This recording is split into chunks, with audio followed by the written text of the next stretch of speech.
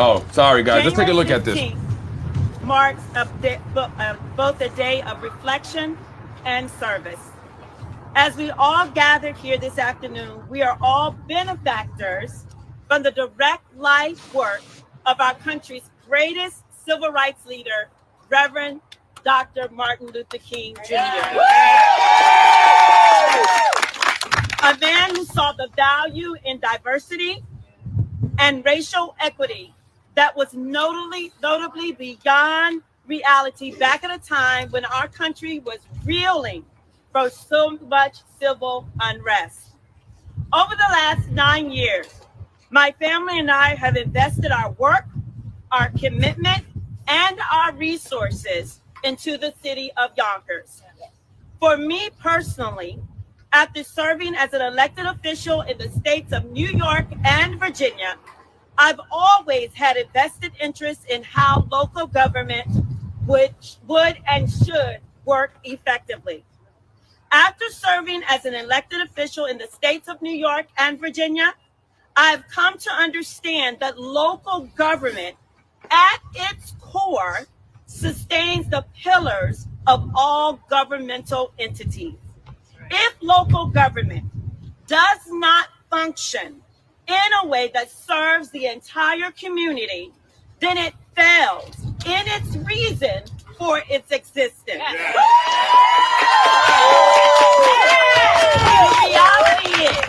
The reality is that we have local governmental officials that continue to utilize our city government unprecedented with gratuitous self-enrichment, taking care of themselves.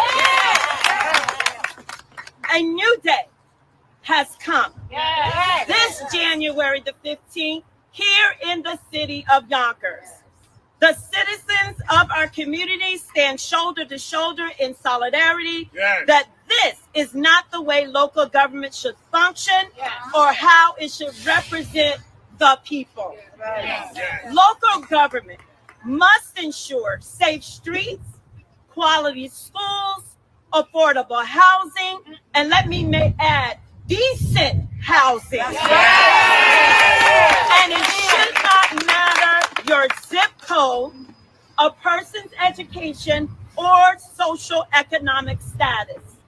Most importantly, our mayor, the function of the mayor, your new mayor, my responsibility will be to ensure that all residents are afforded the same opportunities, that it does not matter where you live or how you live. This is about Yonkers. The mayor's role is never to underserve its constituents. I've watched how our local government has lost its attentiveness in unifying Yonkers as one community. Yonkers' governing woes post-pandemic continue to highlight the same viruses that has plagued this city under the current administration for 12 years. Overdevelopment in one targeted zip code, failing and crumbling schools, infrastructure that continues to receive patchwork solutions, and the truth of the matter is, just because you say something over and over again does not make it true. The current mayor continues to underutilize his governing authority and ability to negotiate with investors in order to take on projects that will rebuild the city of Yonkers.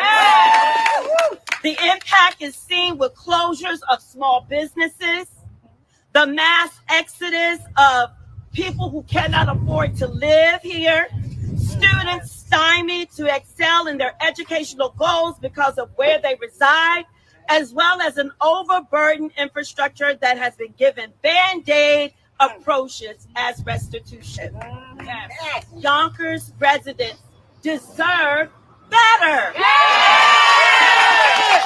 Yonkers residents should expect better. A quote by Reverend Dr. King resonates for me here today. folks, she said a lot there, and I apologize about the sound again. This is going to be a very interesting primary. And as I was saying, is that she's going to have a tough primary. The Spano machine is going to go full force. As you all know, Spano already announced he had his campaign kickoff fundraiser a few days ago or early in the week, where Lakeisha Collins-Bellamy, the city council president, stated she was forever indebted in the mayor. And so that's going to be tough. He's going to get the endorsement of the Yonkers Democratic Committee, the Democratic Party, without a doubt. She has to get 1,000 signatures, although to be on the safe side, some are saying she needs about 1,500 to 2,000 signatures, right? Because they will challenge your signatures. And what do I mean by that? That means that once you get your signatures and you turn them in, they are now going to get their attorneys, probably Harris Beach, and they're going to find someone, some resident, wouldn't be surprised if it was Janai Wallace, and she is going to challenge the signatures. And she's going to say, those signatures are invalid. She doesn't have enough. She needs to, get out of the race. She shouldn't be on the ballot. And so she'll have to go to court. And that will cost her to spend more money and more time on fighting this to assure that she is on the ballot. So first she must get the 1,000 signatures, or I would say at least 1,500, 2,000 signatures. Hope that they are not challenged. And if they are, that she will have no issues in court and she will be able to move forward and get on the ballot for this June's primary, which will be tough. She's so far the third person to announce. Remember, Prince Robinson had announced about 2 years ago, so he's been campaigning for a while. Now, Mayor Spano has announced, and then Reverend Margaret Coleman. And I hear another announcement will be coming also, this time from the GOP. We all know Anthony Moranti is going to be entering the race. That's no secret. And I'm hearing that he may be announcing soon, probably toward the end of the month. And if that happens, we'll probably see a lot more people, but we're going to start to have a better idea at that point who are going to be the contenders, I guess, in the general election, right? Who are you voting for? Margaret Coleman? Well, so far, she's the people's choice, I believe, but everyone has not announced yet. So I just say, look everyone up, find out who they are, learn about them, and make the best and most informed decision possible. That's the right thing to do. And while it's great if Margaret Coleman was to win, I mean, she would be the first woman elected mayor, the first African-American woman elected mayor, and the first African-American, period, elected mayor. There'd be a lot of firsts there. And while that's great, folks, again, and this is nothing against Margaret Coleman, I would say this for every single candidate, we are not to vote simply to see that milestone accomplished, because while it's great, we want to ensure that the person that sits in City Hall as the mayor of the city of Yonkers moving forward is going to do the best job possible for all here in the city of Yonkers. And now, so she mentioned a lot of things. I want to actually play some of these comments. Finally, someone who is calling the Spanos what they are, racist thugs. And I'm going to touch on that in a minute, because this is going to get to that point, right? I have a feeling that now we're going to see a lot of, talk of racism, inequalities, which there are a lot of points to be made for those issues. And I'll go over some of that. But this is going to turn into, one of those type of races where it's going to be really like, a lot of racial campaigning and stuff and messaging, and it's going to be needed. I mean, like I said, I've been saying this for a while now on the podcast. A lot of blacks here in the city of Yonkers are being pushed out. A lot of the blacks on the northwest side, southwest side, south side are being pushed out because of the developments, the rising rents. Many are getting evicted from homes that have been bought by new investors, and they just want the people out. There are a lot of evictions taking place, and not just, in the older apartments that have been here, but also the new apartments, the rentals on the waterfront. Many people have been getting evicted from the Apex and the Sawyer as well. And many of them have been African-American, blacks here in the city of Yonkers. So there's going to be a big thing about that. I think we're going to hear a lot about it anyway. So far, it's her and Prince Robinson and the mayor, unless you're going to voting for Prince. Make sure you come out and vote in November. Absolutely. But not just November. For all you Democrats, it's important to engage in the primary. You have to come out and vote in June. That's when the primary is, when only Democrats come out to vote for the person that they want to see in the general election, which will be held in November. And that, person, whoever is selected by the Democrats here in the city of Yonkers, will face off Republican. Most likely, in my opinion, it will be Anthony Moranti. And now someone said, Moranti is going to be running. I said, I know. I've said that already. I think a lot of people have said that. He may have even said it, hasn't made an official announcement. And my only thing with Anthony is not that I'm against him. I don't dislike him, right? And it's never personal. It's politics.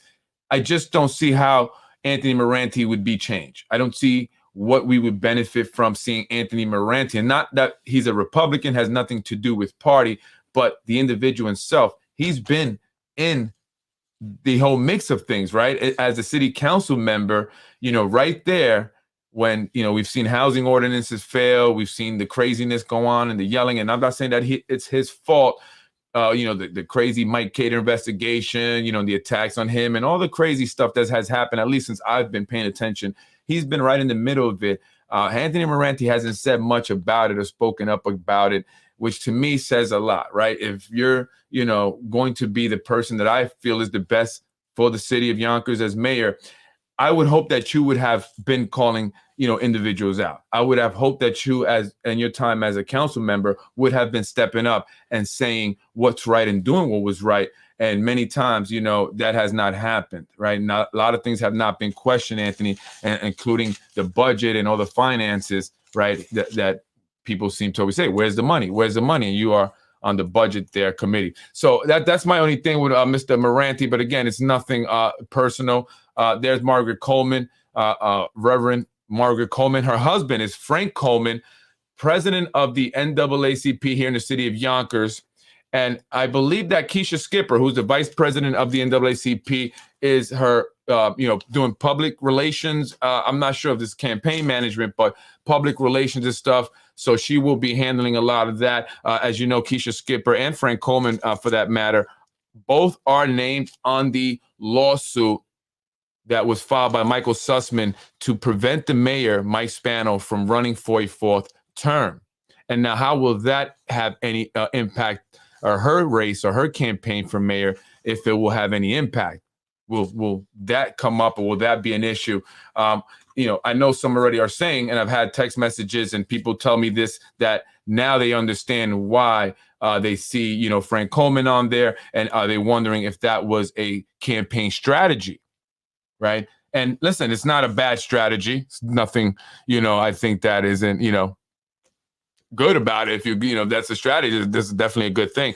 But will that cause people maybe to say, hey, well, what are your true intentions here with this, right? But again, we can't look at it in a negative way. I think we all have, a benefit in seeing that lawsuit be successful. And we all have a benefit, at the very least, as it stands now, to see Margaret Coleman become mayor. Just in my opinion. I mean, if we had to make the choice today, that's my choice. And I'd hope that be many of your choice as well. But we have to wait until the June primaries to see who are all the Democrats that are going to be entering the primaries. And then let's make the most informed vote. Let's not play identity politics. Let's do it because we need to vote for the person that's going to take Yonkers in the right direction. She made a lot of great points, however. And one of them was the way that we've recently, or the way the current administration has governed the city of Yonkers. Much of it has been with the intentions of benefiting themselves and those that we know as the Family and Friends Network. And she says that's what will continue. Well, she didn't say exactly that, but what I got from her is that is what will continue if we do not see or do not vote for change. She represents change. She represents the much needed change that we see here in the city of Yonkers. And as Yonkers slowly, see its Black population dwindle, will that have any impact on her campaign? Will she be able to get votes from outside of the Black community? Will she be able to draw in the Latinos who have been recently had the administration currently doing a whole lot of pandering to them? You see that BS little Three Kings ceremony that they did? I mean, geez, don't try so hard next time. But will Margaret Coleman be able to attract voters, let's say, on the east side, southeast side, the white voters? right? Many times those that come out and vote, right, they say are not folks from the Southwest and Northwest side, basically the blacks and Latinos. We don't come out as we should. But maybe Reverend Margaret Coleman will inspire more people to come out and vote, those who have not come out and voted before. But can she do it? Can she pull enough the votes that she needs to win, in the general election? Will she be able to get votes from folks on the Northeast side, the Southeast side, if she is the Democratic candidate? Right? That's something I'm interested in. I wonder where Charlie Walker will place his endorsement. Good question. Charlie Walker is an African-American Yonkers police officer. Not sure exactly what his rank is. He publicly endorsed Mueller for MTA chief, and his superiors in the Spano crime family will want his stamp. But as he has close ties to the local NAACP and will be expected to back the African-American candidate. That's a great question. And that is something, actually, I'm glad you brought that up, because yeah, we're going to see here now, right? Here's an opportunity to see it for yourself, guys. Who are the sellouts? And I'm not saying vote for Margaret Coleman if you're black because you're simply black. But if it's Spano or Margaret Coleman and you are black, I can't imagine why you would vote for Mike Spano. And not because he's a white man, but simply because he has done nothing for the black community. Don't think that he put Lakeisha Collins Bellamy in there as city council president. I mean, he put her in there, right? She basically says it, that he did something for the black community, because what he did, in my opinion, is he played the black community by putting Lakeisha Collins Bellamy in city council president. She is the one that introduced the legislation to extend the term limits so that Mike Spano can run. And she is saying it. Mike Spano is the only one she believes can handle the job. It's never identity politics when it comes to the mayor's seat, right? It's always just Mayor Spano. Doesn't matter what color they are. And Tasha Diaz is the same. Tasha Diaz was put in there by the Spano machine by way of Zahi Jerris.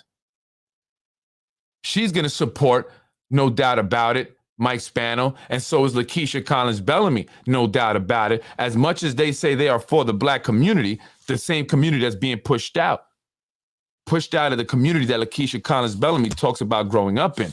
Well, until she moved to the east side, moving on up.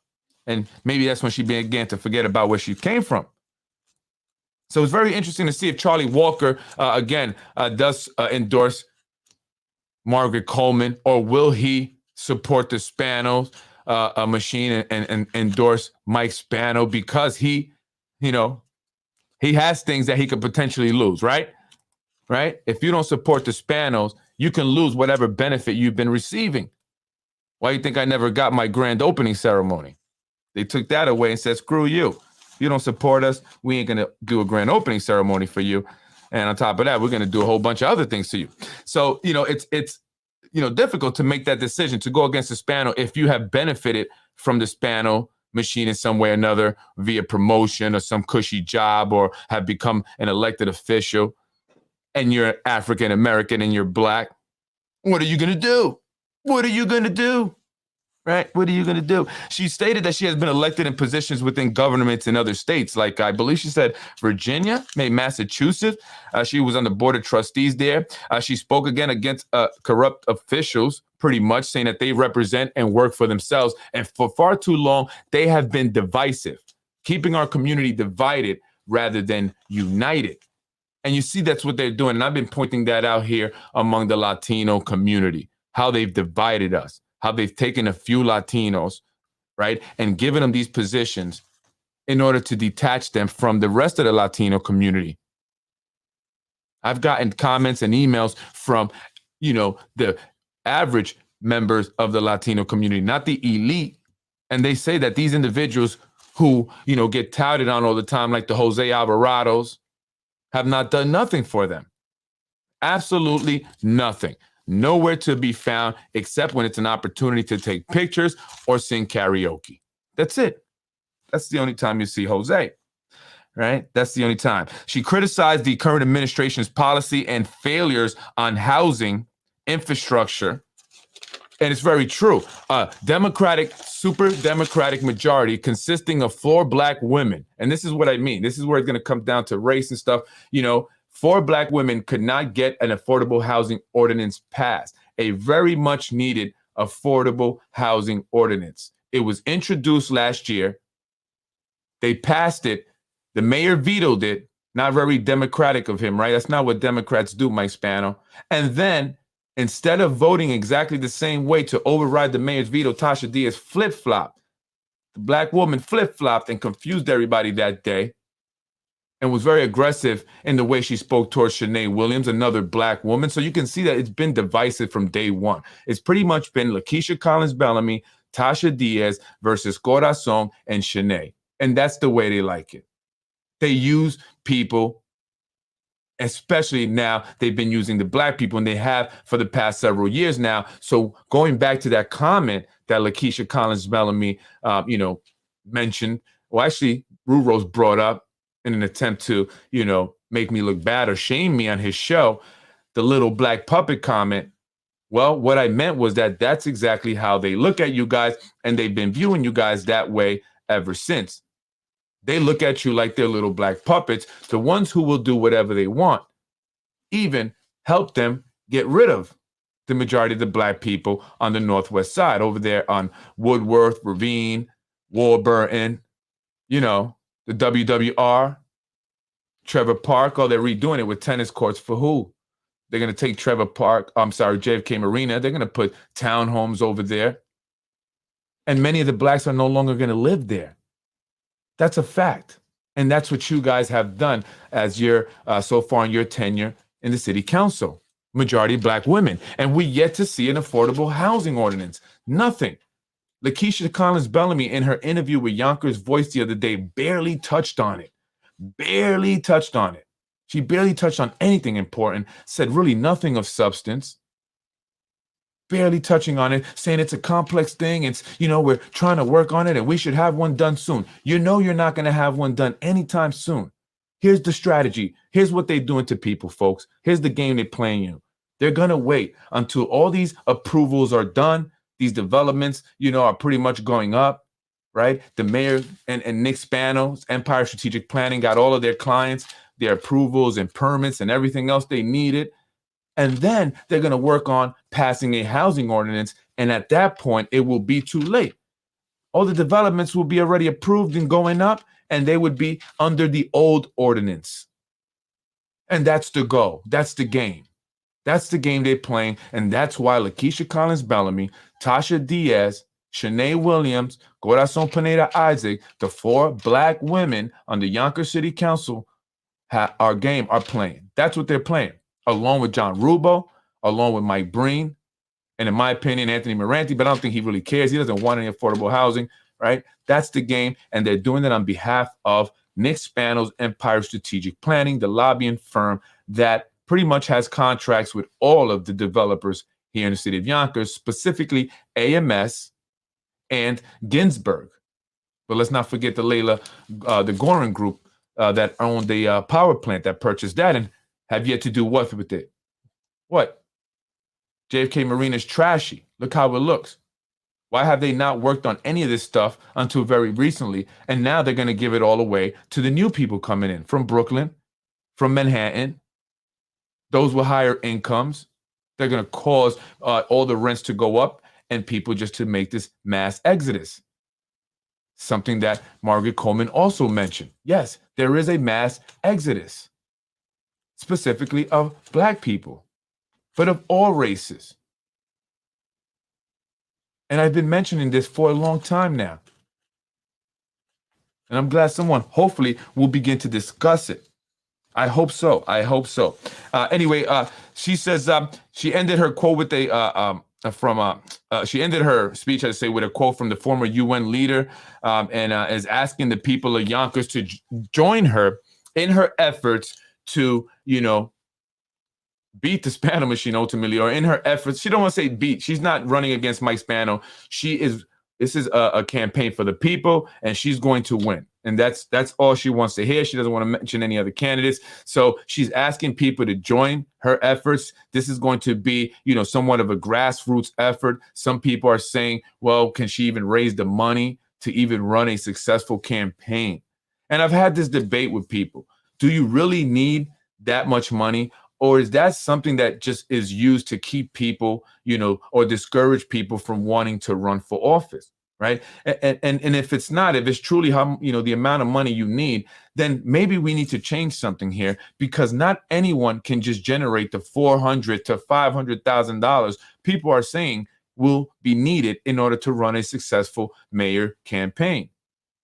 And if you want to run for city council, you probably are going to spend, depending on the position, city council president, you may spend $50,000, $60,000. So how many people here in the city of Yonkers who would like to get involved, who maybe would like to run for office, right, and be a public servant, see that change is needed and want to, really do something about it, are going to be able to do that?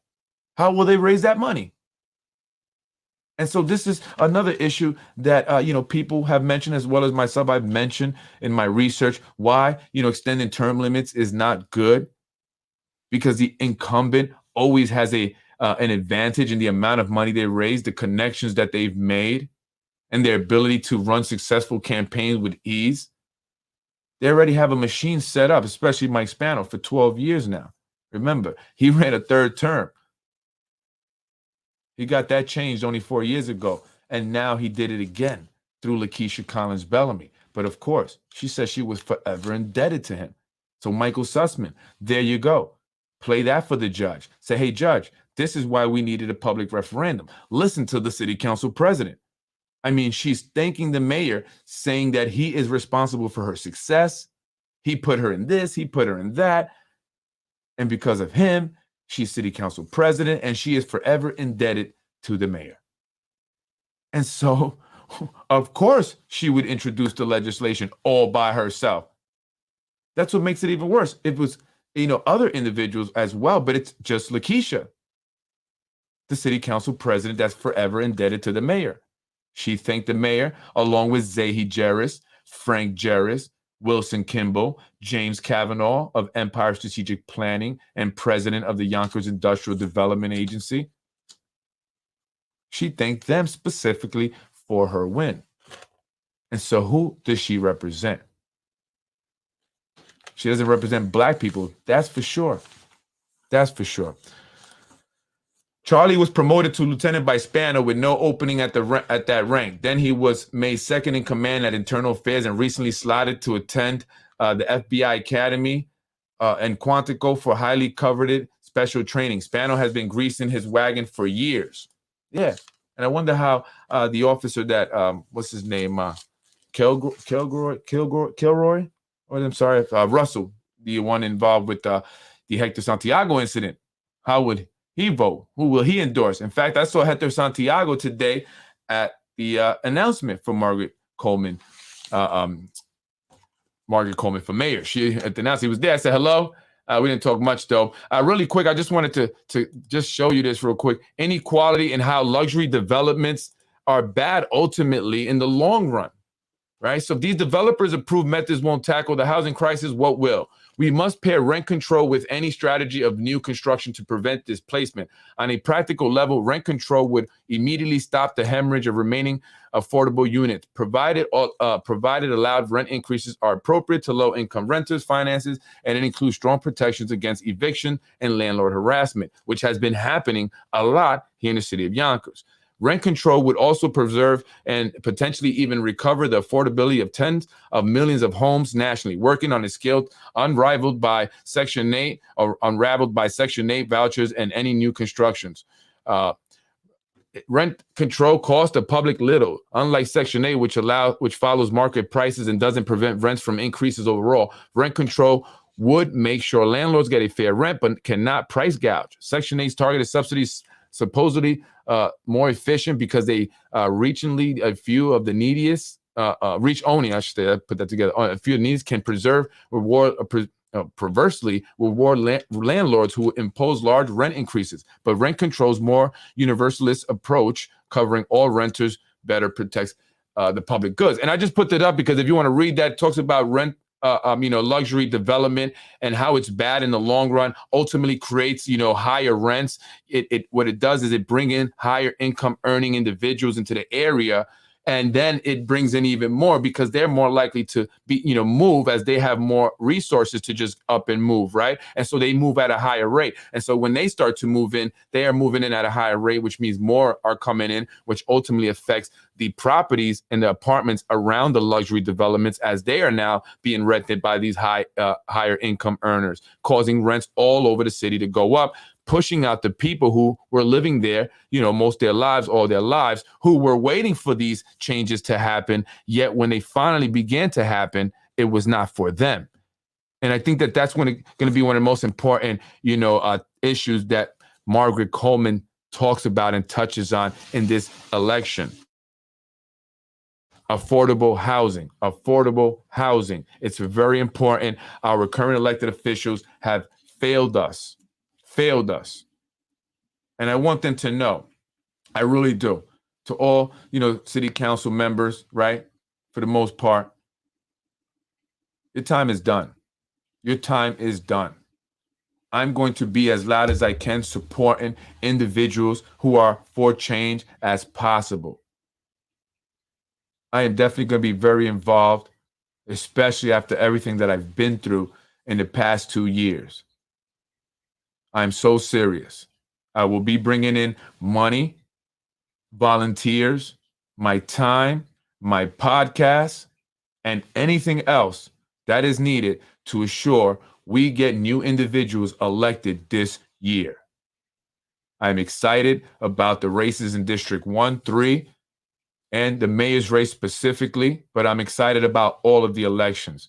And I think it's time for unity. All of us, regardless of color, it's time we get together and see what's been wrong with this city and come out to change it. It's not just affordable housing, it's the roads. They're crap. The crime is up. How many people have been stabbed already in the first 2 weeks of the year? How many people? Not to mention the one in the school.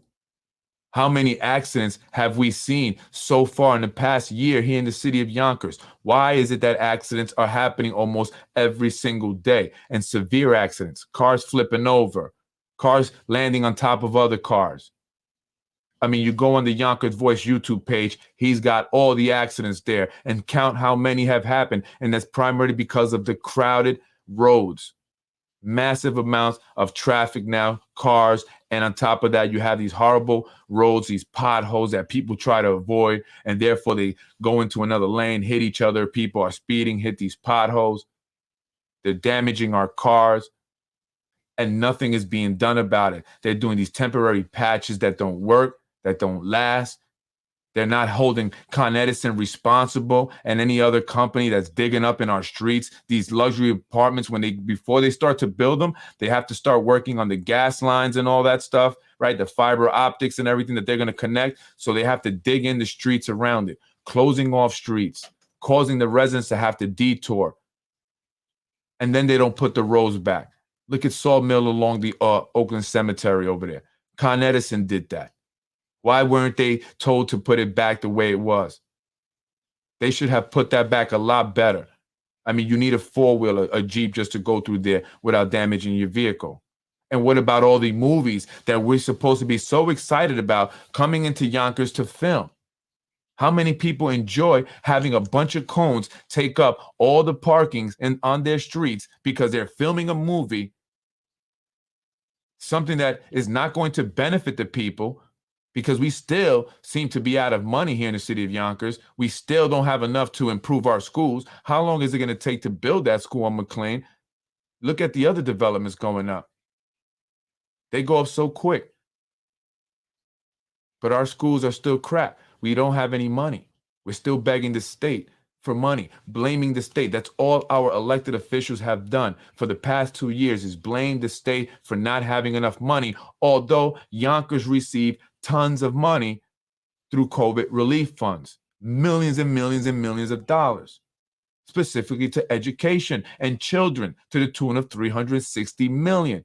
Where did that money go? Why did so many kids not get placed in UPK programs? $360 million from Kathy Hochul to Yonkers. And we still have no money. But we have film crews taking up parking spaces. They're paying the city, right? What about Con Edison taking up all these cops just to do traffic duty? 3 cars I've seen at times, when really maybe one, or maybe just one of their flag guys is really needed. And why does that money go into the general fund instead of into the police budget, the police department that ultimately pays those officers? And are they really working overtime? Or are these cops that are working regular duty, right, are supposed to be on that time, and they're pulling them away because, you know, we didn't see many cops in Getty Square the other day when there was a robbery going on. Took a while, and we got 1, maybe 2 cop cars that showed up. I think it was 1 actually, with the rest doing, Con Edison traffic duty, and then you're charging Con Ed overtime wages, and then you put it into the general fund with the overtime and only reimburse regular salary. I don't know. I could just be saying, but it's just strange. Why do we need so many cops to do traffic duties? And I'm not knocking the police, not knocking Yonkers police officers, but it's all about management. And so we need new managers. And I can't wait till we see new managers. I'm Freddie Vasquez. This is Basement Politics. So far, Margaret Coleman, Reverend Margaret Coleman is my pick, but we're still early on. I know more people are going to announce, but get to know Margaret Coleman in the meantime. Find out what she's all about. Hopefully, Margaret Coleman will be coming on my show. Hopefully first. Margaret Coleman, no disrespect, but the man, Yonkers Voice, had child pornography. And can you please find out what happened with the child pornography he had in his computer? Whatever became of that? I'm just concerned about the little girl in the video. Was she missing? Maybe there are parents out there that are looking for her. Was she kidnapped? She's a victim. And how did he get that? That's important. A lot of parents are upset about that. And parents have been calling the the Board of Education about it. And I don't think anyone should associate with him. Any politician, any elected officials, any candidates. Again, I will be posting an email sent to all the officials in regards to, this Yonkers Voice character, along with the documents showing what I have been saying. Where is the investigation? Whatever became of that little girl? I want to know. She's a victim. She may still be missing. There may be some poor parents looking for that little girl that was in the video that Ruros had on his computer. So please, please stay away. And I'm asking all respectable, elected officials, candidates with integrity and moral to stay away. His victims are still here. They still see him. That's a fact. That's a fact. And we are going to get him up out of here with the rest of these elected officials that have sold us out, that have been corrupted. Your time is done. I'm Freddie Vasquez, Basement Politics Unfiltered. Thank you, folks. Happy Sunday. Happy Martin Luther King Day. God bless you all. Worst man Yonkers. That's right. Freddie for council. You never know. You never know. Ponzi scheme, right? And it's a Ponzi scheme. They don't put it, he's talking about the police thing. They don't put it back into the police department budget. They put it into the general fund where then the administration can siphon it, right? They can somehow allocate that somewhere and that money goes away. And what if they're actually not doing overtime, but they're charging Con Ed that, getting the overtime into the general fund and then only replacing the regular time money, just saying. Maybe that's something that our FBI needs to look into, and I don't care. Call me a rat, you cowards. They're cowards that are texting me anonymously, calling me a rat, as if I care. Grow up, you jailbirds. Grow up. You got to commit crimes to survive in life? And you think by saying, oh, you're a rat, I'm supposed to be offended? I don't care. Can't wait to see you in jail. If that's who you are, then you belong in jail. If you're stealing, then you belong in jail. Idiots. Calling me a rat. Yeah, I can't wait. I hope the FBI is watching. I hope they come down, and I hope they arrest people. I do, and I don't care. They reached out to me. I didn't reach out to them. But whatever they need, I told them watch my show, and whoever else got information, they're asking for it. It's done. Let's be done with this already. They crossed the line with me. I promise you that I'm not going to stop until I see these people come to an end. Some way, somehow. I'm in it to win it. And so, FBI, anybody got information, they're looking for it. And I hope they find what they're looking for. I'm Freddie Vasquez. This is Basement Politics, Unfiltered. I don't care about that rat stuff, right? I'm not going around telling what everybody's doing. I don't really care. But if you're in our government and you're committing crimes and you're corrupt and you're impacting us all, and you're impacting people that are vulnerable, the voiceless, the less fortunate, disenfranchised, those that cannot, stand up for themselves, and you do what you want without any care, concern, consideration, you will throw people under the bus, you will take away their jobs, their livelihood, ruin their reputation, and see them in the gutter for all you care. I have no sympathy. And so for that, I really don't care. I really don't care.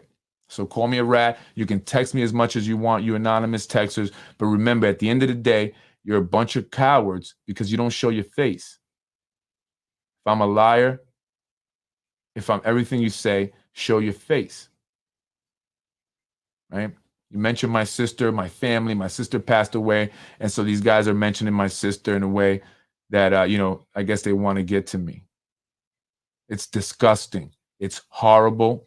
And no one should have to go through that. No one should ever be terrorized that way. No family, no business owner, no resident here in the city of Yonkers should ever have to deal with what I've dealt with and what many others have dealt with here in the city of Yonkers simply because you spoke out against the current administration.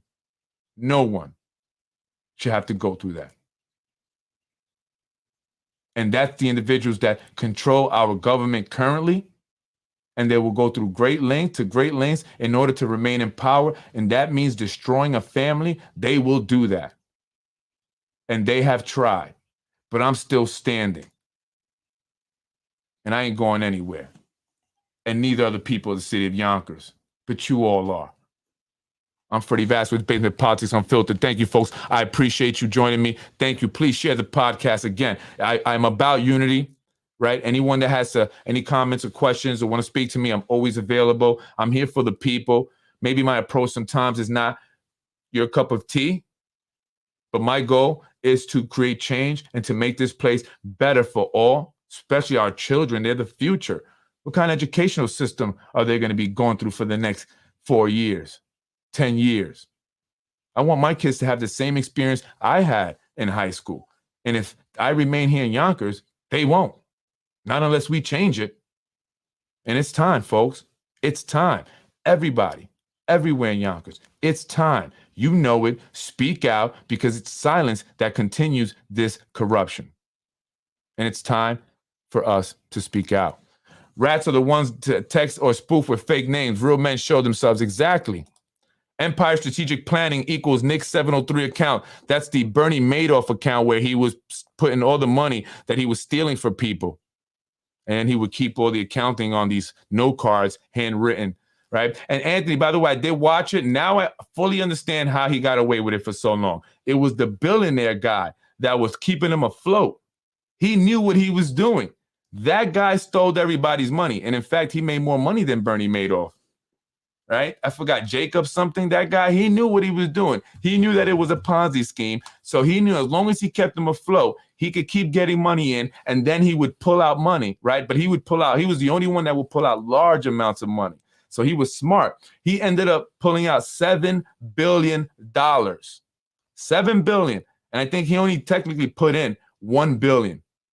So he should have went to jail too. And I fell asleep at the end of the last episode, so I don't know, maybe did he? I just know about Bernie. But he should have went in jail. He should have went to jail as much as Bernie, because if it were not for him, Bernie would never have lasted that long. They would have found out a long time ago. he would remember in the 80s, it was 87. It was on a Monday. They called it Black Monday. I was in Wall Street. I had to learn about this stuff, yo.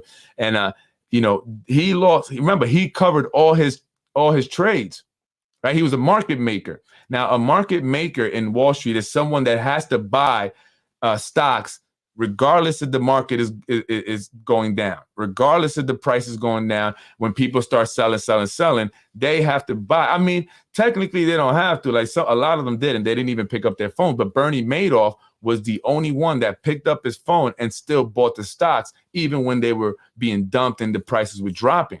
Right. And so, again, that's what a market maker does. They basically go out into the market, buy stocks, and then they hold on to them. They like warehouse them, basically middlemen. And then they buy and they sell and they keep the market moving. And so that's how he got his name. Like, even the SEC, which is the Securities Exchange Commission, they oversee the Wall Street, and all that stuff.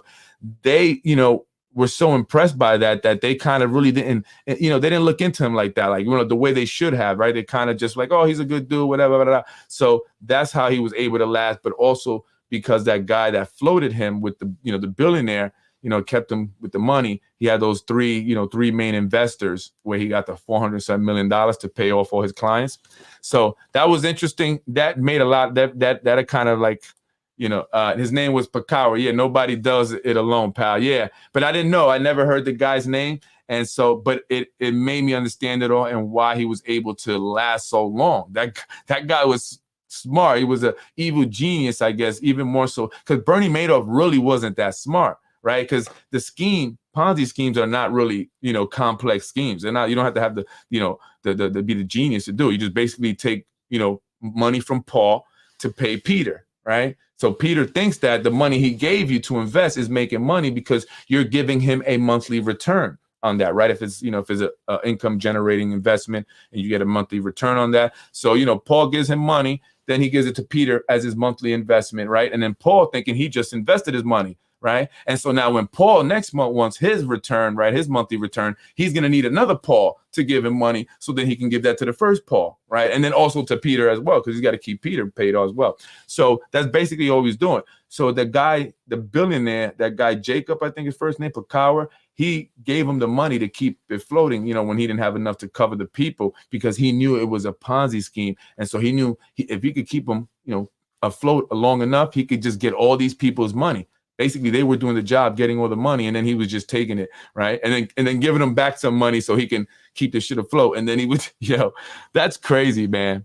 That's messed up. A lot of people lost their 401ks, their homes, retirements, a lot of elderly people. And, again, a lot of the people that he got in this scam were really just, hardworking middle-class people. It wasn't the super billionaire guys or the multi-millionaires. Some of them kind of were.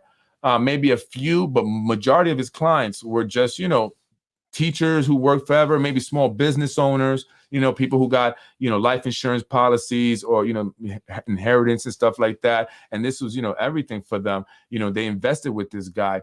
And the reason why it was mostly them is because they're not, as we would say in Wall Street, sophisticated investors. And sophisticated investors doesn't necessarily mean you're smart, but you're a qualified investor. So you make over $250,000 a year. You may have over $1 million in the market currently invested, right? That's a qualified investor. So the SEC just says, oh, well, they have that much money and they made it, they must be kind of smart. So, so those are, but the other people weren't really necessarily, or they were if they just got into some money, right, through an inheritance or life insurance. So they sold their small business. So that was everything. So they weren't able to see that this guy was making, returns that were just impossible, right? Like I would have saw that too. And that's why people, big institutions, big names like Goldman Sachs, Merrill Lynch, those guys didn't touch him. They knew something was up. They said, there's no way this guy's getting, 15% returns or more year after year, even through, downturns in the market. There's just no way. And I would have saw, there's no way. It's just no way. There's no guarantees in the market, right? And for the most part, if you're making 3 to 5, maybe 10%, that's about right? That's, you got those higher risk, high reward investments that we'll see, obviously Bitcoin, right? People did that and then forget it blew. I mean, look, a $10,000 investment for me was, at the peak was over $600,000, You know what I'm saying? But that was a gamble, right? That was high risk, high reward. But for the most part, safe investments, you're going to see 3 to 5, 3 to 7, percent return. So anything more than that, anything more than 10%, folks, stay away from it. It's probably a scam, especially if they're seeing those type of returns year after year. Now, there could be a certain point in the time when they did do 10, 15% because there was something happened, right? Market just shot up for whatever reason, some crazy, but it's not likely to be year after year. So just a little bit of free advice. Be careful with that stuff, because there's a lot of guys out there that'll be calling you to try and, get you to invest money in the market and stuff. And they'll sell you all this kinds of stuff, right? Just to get your money, open up an account, and, you could lose everything, right? Because it's a gamble ultimately. So really invest in real estate. To me, that's the best. And look, I was buying houses. I was telling the realtor, like, listen, give me the houses where nobody wants, right? She thought I was crazy, right? Like, I said, just get to those houses are appreciating like crazy because there's a housing crisis now, right? I mean, I didn't see this coming, but what goes up must come down. What goes down will eventually go back up, right? And so I learned that, especially when, I'm not a super rich investor. I didn't have all this money to buy, properties, that were market at the, that everybody wanted. So I wanted to find the good, investments, cheap ones that I could buy. So that's what we did. Get those, right? And then you appreciate, and especially because the holding costs weren't really that crazy. So even if I didn't have a renter, you're talking about $500 a year for the taxes and stuff, you know what I mean? So even the holding cost is not a lot. You could keep it, and then that appreciate, which they did. And then, a lot of these houses appreciated, it doubled, anywhere from 50,000, to, which is, not a lot, but you're not spending a lot, right? So if you get a house for 30,000, you get not in New York, it's out of New York, right? Because I was like, I'm not, New York is too expensive. Out of New York, $30,000 to $50,000, right, per house. And now you're seeing, 80 to 100, 120,000 on each of these houses. I mean, that's, in 3, 4, 5 years, that's good. That's good money right there, right? So, you got to just, and this is stuff that I would love to talk about to young kids. I was wanting to do a workshop to discuss, investments and stuff like that with young kids here in the city of Yonkers. Do it totally for free. A lot of people ask me about that. Listen, if I get enough interest, I will do it. I just didn't get a lot of people interested. People still ask me in the street, come to my workshop. Con Ed pays Yonkers for traffic control. Mayor puts that money in general fund, and Con Ed passes. That's what I was talking about. Yeah, it's a Ponzi scheme, it's a Ponzi scheme. But anyway, if anyone tells you that you're going to get all this crazy, returns, and you never say guarantee on Wall Street. You never say guarantee in business anyway, never, right? But they say guarantee, run, okay? Run away from them. They're saying, oh, we're going to get you these large returns. Blah, blah. Run away from them. You know what I'm saying? If you have money to invest, look for real estate, right? Real estate, as we used to say in Wall Street, you can't get hurt with dirt.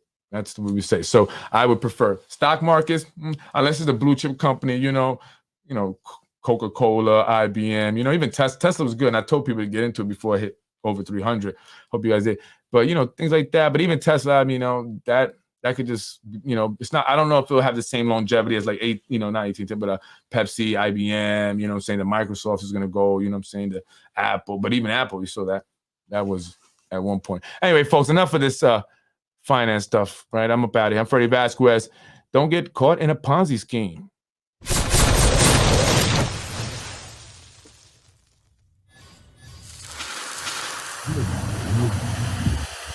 Welcome to the guys where this is Basement Politics Unfiltered. It's very important that this year, Democrats, you have the June primaries. You have to show up. We need change. We need change. You know it. I know it. We all know it. Let's do it together. Today, Reverend Margaret Coleman, announcing that she will be running for mayor, entering the June primaries. We'll see what's going to happen. So far, she has my support out of everyone has announced, right? But again, that could change. More people are expected to announce. I expect a Republican to announce at the end of the month. GOP, Moranti will be announcing, folks, and others should be announcing. So it's going to be very interesting. We wish you the best of luck. Margaret Coleman, please reach out to us. I have already reached out to you guys. Actually, I would love to have you on the show again.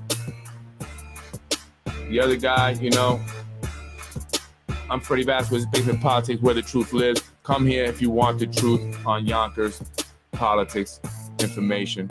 I got it. And it's true. And How do you call that? How do you say that? Exclusive. Freddie I got the exclusive. Fatality. I already announced, Margaret. You're watching Basement Politics with my dad, Freddie Vasquez. You're watching Basement Politics with my dad, Freddie Vasquez. I want to end this quick because I'm greedy and I want some of the butter chicken. In another one, Mr. Rubo lied to me. And I don't vote for the person that lied to me. Thank you very much. Freddie wins.